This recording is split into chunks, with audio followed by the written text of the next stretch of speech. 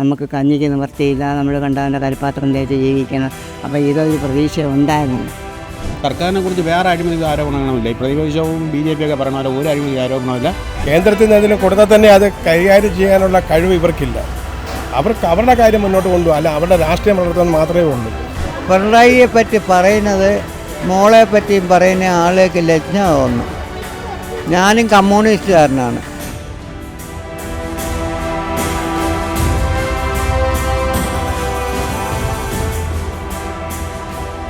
നമസ്കാരം.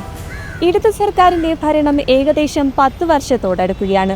ഭരണ തുടർച്ച നേടി രണ്ടാമതും ഇടതു സർക്കാർ തന്നെയായിരുന്നു കേരളത്തിൽ അധികാരത്തിലേറിയത്. അവരുടെ ഭരണം 10 വർഷത്തോടടുക്കുമ്പോൾ നമുക്ക് ജനങ്ങളോട് തന്നെ ചോദിക്കാം, അവർ ഇക്കാലയളവിൽ എന്ത് വികസനങ്ങളാണ് കേരളത്തിൽ ചെയ്തതെന്ന്. നമ്മളെ പിണറായി സർക്കാരിൻ്റെ ഭരണം ഒരു 10 വർഷം ആകാറായല്ലോ. ഇത്രയും കാലയളവിൽ കിട്ടിയ വികസന നേട്ടങ്ങളെ കുറിച്ചൊന്നും പറയാമോ? തിരുവനന്തപുരത്തിൻ്റെ കേരളത്തിൽ മൊത്തത്തിൽ നല്ല വികസനം തന്നെയായിരുന്നു. ഒരു 5 എണ്ണം പറയാമോ? നമ്മൾ തീരദേശ ഹൈവേ, മലയോര ഹൈവേ, രണ്ട് നാടിന് ഗുണം ചെയ്യുന്ന വികസനം തന്നെയായിരുന്നു. ഒരു നല്ല രീതിയിലല്ല അവിടെ പോക്കെന്നുള്ളതാണ് എനിക്ക് പറയാനുള്ളത്. അവർക്ക് അവരുടെ ആളുകളെ മാത്രം കൊണ്ടുപോകുക, അല്ലെങ്കിൽ അവർക്ക് വേണ്ടി കൊടി പിടിക്കുന്നവർക്ക് പിടിക്കുക, അല്ലാതെ പൊതുസമൂഹത്തിന് വേണ്ടി ഒന്നും ചെയ്യുന്നതിനുള്ള സത്യമായ കാര്യമാണ്. ഒരു BJP കാരനാണ്. CPM ഇവിടെ അധികാരത്തിന് തന്നെ ഒരുമാതിരിപ്പെട്ട റോഡ് കംപ്ലീറ്റും വൃത്തിയായതും കാര്യങ്ങൾ. വികസനം ഇല്ലെന്നില്ല, വികസിപ്പിക്കുന്നുണ്ട്. വികസനം തന്നെ അവരെ കുറ്റം പറയാനൊന്നുമില്ല. എല്ലാ റോഡും ഒരു 10-15 വർഷത്തിന് മുമ്പ് പോയ റോഡുകൾ കംപ്ലീറ്റ് ഇപ്പം എല്ലാ റോഡും നല്ല റോഡ് ഇട്ടിട്ടുണ്ട്. കേന്ദ്രത്തിൽ നിന്ന് അതിന് കൊടുത്താൽ തന്നെ അത് കൈകാര്യം ചെയ്യാനുള്ള കഴിവ് ഇവർക്കില്ല. അവർക്ക് അവരുടെ കാര്യം മുന്നോട്ട് കൊണ്ടുപോകും, അല്ല അവരുടെ രാഷ്ട്രീയം വളർത്തുന്നത് മാത്രമേ ഉള്ളൂ. ജനങ്ങളുടെ ഒരു കാര്യത്തിനുള്ള ഒരു ഒന്നും ചെയ്യുന്നില്ല. സാധാരണക്കാർക്ക് വേണ്ടി ഒന്നും ചെയ്തിട്ടില്ല. ഉള്ള വികസനങ്ങൾ ആർക്ക് വേണ്ടിയിട്ടാണ് അപ്പം പിണറായി സർക്കാർ ചെയ്തിട്ടുള്ളത്? എല്ലാ സമ്പന്നന്മാർക്ക് വേണ്ടി, വലിയ മുതലാളിമാർക്ക് വേണ്ടി തന്നെ ചെയ്തിട്ടുള്ളത്. കുറച്ച് വികസനങ്ങൾ ആവശ്യത്തിന് നല്ല വികസനങ്ങൾ ചെയ്തിട്ടുണ്ട്. പറയാമോ? ഒരു 5 എണ്ണം പറയാമോ? 5 എന്ന് വെച്ചാൽ ഇവിടെ ഒന്നിട്ട് റോഡ് വികസനം, പിന്നെ അത് കഴിഞ്ഞ് മാർക്കറ്റിൻ്റെ വികസനം ഒറ്റയൊക്കെ ചെയ്തിട്ടുണ്ട്. ഇപ്പോൾ ഇവിടെ ഒന്നും നടക്കില്ല. ഇടയ്ക്കാലത്ത് ഇവിടെയൊക്കെ നല്ല വികസനം ഉണ്ടായിരുന്നു. ഇപ്പോൾ കുറച്ച് ദിവസം കൊണ്ട് ഇവിടെ ഇപ്പോൾ ചെയ്യാന്നുള്ള ഈ ഏരിയയിൽ ഇപ്പോൾ ഇതുവരും ചെയ്യുന്നില്ല, ചെയ്തിട്ടില്ല. ഇപ്പോൾ കുറച്ച് ദിവസം ഇവിടെ ചെയ്യുന്നില്ല. ബാക്കി മറ്റുള്ള സ്ഥലത്തൊക്കെ നടന്നുകൊണ്ടിരിക്കണം. ഇല്ലയെന്ന് പറയാൻ പാടില്ല. തെറ്റില്ലാത്ത വികസനമുണ്ട്, പിന്നെ തീറ്റ വികസനം ഇല്ലയെന്ന് പറയാൻ പാടില്ല. അത് രാഷ്ട്രീയത്തിന് യോജിച്ചതല്ല. വികസന നേട്ടങ്ങളെന്ന് പറഞ്ഞാൽ അവർ പറയാം അത് കൊടുക്കാം ഇത് കൊടുക്കാം, പഞ്ചായത്തിൽ അത് വികസന പ്രവർത്തനം വേണ്ടി അത് ഇതൊക്കെ ചെയ്യാമെന്നൊക്കെ പറയും. പൊന്നുമോളെ ഇതൊക്കെ പറയുകയാണെങ്കിലും പ്രാവർത്തികമാക്കണം. ഇവിടെയുള്ള റോഡുകളെല്ലാം ഒന്ന് നോക്കിക്കഴിഞ്ഞാൽ ഏറ്റവും നല്ല രീതിയിലുള്ള റോഡുകളാണ്. ടാറ് മാത്രമല്ല, സൈഡിലുള്ള ഓടകൾ മറ്റ് സംവിധാനങ്ങളോട് കൂടി നിങ്ങൾക്ക് അങ്ങോട്ട് പോയാൽ നേരിട്ട് കാണാൻ പറ്റും ആ റോഡുകൾ. ഈ റോഡ് തൊട്ട് എൻ്റെ ചരിത്രത്തിൽ ആദ്യമായിട്ടാണ് ഇങ്ങനെ രീതിയിലൊരു റോഡ് ഉണ്ടാക്കണം. റോഡും അതേപോലെ തന്നെ, അതേപോലെ വ്യവസായങ്ങൾ, മറ്റു ഒരുപാട് കാര്യങ്ങൾ ഈ സർക്കാർ കൊണ്ടുവരുന്നുണ്ട്. അത് തന്നെയാണ് വികസനം. ഒരു നല്ല വികസനം ഉണ്ടല്ലോ. കുറച്ച് വികസനങ്ങളെ കുറിച്ച് പറയാമോ? കുറച്ച് ദിവസം പറയാൻ റോഡ് കണ്ടില്ലേ, പിന്നെ കാര്യങ്ങളെല്ലാം നടക്കില്ലേ. മോശമെന്നല്ല, രണ്ടും കേട്ടു നല്ലതുണ്ട്. ഇപ്പോൾ ഈ പ്രാവശ്യം ഒന്നും വികസിച്ചില്ല, ചെയ്തിട്ടില്ല. സാധാരണ കേന്ദ്ര ഗവൺമെൻറ്റിൻ്റെ റോഡ് നന്നാക്കുന്നതേ ഉള്ളൂ, വേറെ ഒന്നും ചെയ്തില്ല.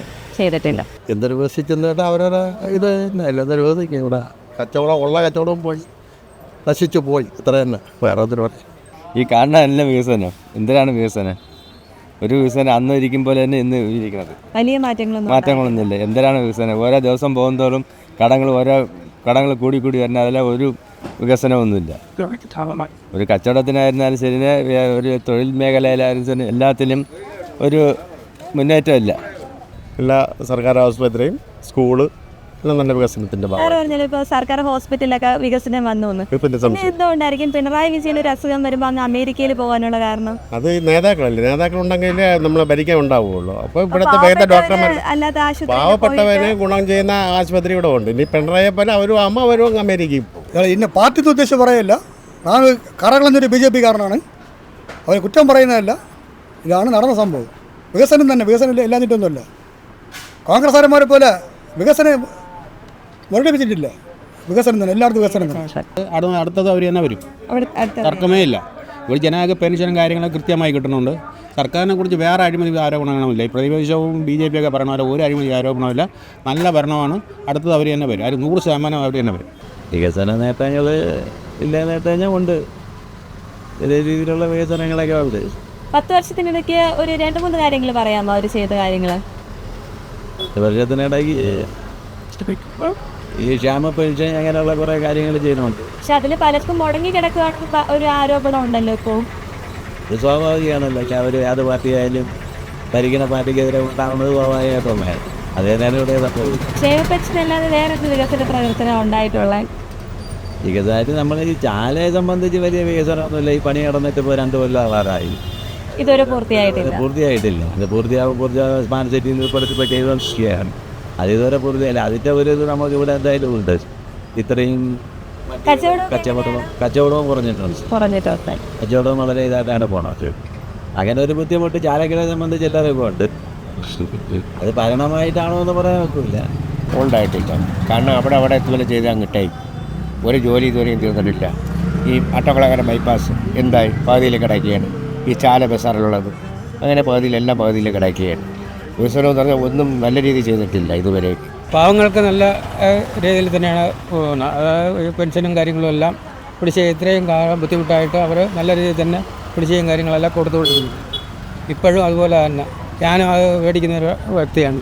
കൃത്യമായിട്ട് കിട്ടുന്നുണ്ട്. ഇനി 3 മാസത്തെ ഈ വർഷത്തെ 3 മാസത്തെ കുടിശ്ശികയായിട്ടുണ്ട്. ബാക്കിയെല്ലാം തീർത്ത് തന്നിട്ടില്ല. അത് കിട്ടുമെന്നുള്ളതാണ്. അങ്ങനെ പെൻഷൻ അല്ലാതെ ഏത് രീതിയിലും റോഡായിരുന്നാലും മറ്റുള്ള ഏത് സ്ഥാപനങ്ങളായിരുന്നാലും വികസനങ്ങൾ ഉണ്ടായിട്ടുണ്ട്.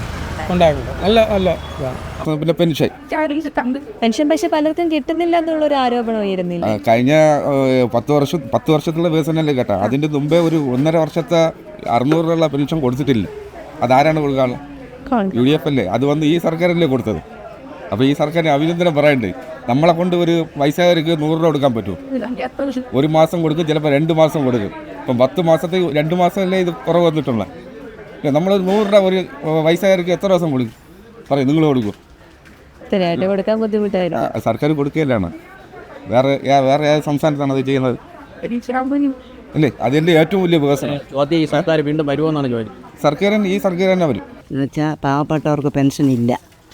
ഒന്ന് നമ്മൾ ഇതെന്തോ ചെയ്യണമല്ലോ, മസ്റ്ററിങ് ചെയ്യണമല്ലോ. അത് ചെയ്തില്ലെങ്കിലും ഇല്ല. 2 ആഴ്ചയോളമായി മസ്റ്ററിങ് ചെയ്തിട്ട് നമുക്കില്ല. ഞാൻ പാർട്ടിക്ക് പെൻഷനാണ് എഴുതി കൊടുത്തിരിക്കുന്നത്. അപ്പോൾ ഇങ്ങനെ ഈ പകുതി വെച്ചില്ല നമുക്ക് തരാതിരിക്കുമ്പോൾ അവസ്ഥ നോക്കിയാൽ നമുക്ക് 2 കാലം 2 കൈയും വയ്യാതെ നമ്മൾ ഈ ജോലിക്ക് പോകുന്നത്. നമുക്ക് കഞ്ഞിക്ക് നിവർത്തിയില്ല. നമ്മൾ കണ്ടവൻ്റെ കരിപ്പാത്രം തേച്ച് ജീവിക്കണം. അപ്പോൾ ഇതൊരു പ്രതീക്ഷ ഉണ്ടായിരുന്നു. അപ്പം അതുമില്ല. 3 ആഴ്ചയായി പെൻഷൻ എഴുതി കൊടുത്തിട്ട് മസ്റ്ററിങ് ചെയ്തിട്ട് ഇല്ല. ജൂൺ ജൂലൈ മാർച്ചിൽ മുമ്പ് എഴുതി കൊടുത്തതാണ്. 1 മാസം ഇനിയും മസ്റ്ററിങ് ഇല്ല. നമുക്ക് ഇതുവരെയും കിട്ടിയിട്ടുമില്ല. ഈ മാസത്തെ ഇല്ല, കഴിഞ്ഞ മാസത്തെ ഇല്ല, 3-4 മാസത്തെ പെൻഷൻ ഇല്ല. പിന്നെ കൊണ്ട് കുടിച്ച് 4-5 മാസത്തെ അതിനുള്ളത് എന്തെന്നാലോചിച്ച് നോക്കണം. എനിക്ക് ഇത്രയേ പറയാനുള്ളൂ. ശരി. ഞങ്ങൾ 8-10 സഖാക്കന്മാർ 30 വർഷത്തിന് മുമ്പേ സബ് ജയിലിൽ കിടന്നു. എന്തിനെന്നറിയാം? കർണാടനും അച്യുതമേനോനും ഭരിച്ചപ്പോൾ അള്ളു വെച്ചതിന്, ട്രാൻസ്പോർട്ടിലെ അള്ളു വെച്ചതിന്. അങ്ങനെ ഒരുപാട് ദുഃഖങ്ങളുടെ കൂടെയാണ് ഞാൻ കമ്മ്യൂണിസ്റ്റ് പാർട്ടിയിൽ. ഇന്ന് LC ഉമ്പറാണ്. അപ്പോൾ ഇങ്ങനെയായിട്ട് ഇന്ന് ഈ പാർട്ടിയുടെ പ്രവർത്തനം പാർട്ടി കോൺഗ്രസ് മധുരയിൽ നടന്നെങ്കിലും ജനങ്ങൾക്ക് ഗുണമായിട്ടുള്ള ഒന്നുമില്ല. പിണറായിയെ പറ്റി പറയുന്നത് മോളെ പറ്റിയും പറയുന്ന ആളേക്ക് ലജ്ജ തോന്നും. ഞാനും കമ്മ്യൂണിസ്റ്റുകാരനാണ്. നമ്മൾ നല്ലത് ചെയ്യാവൂ.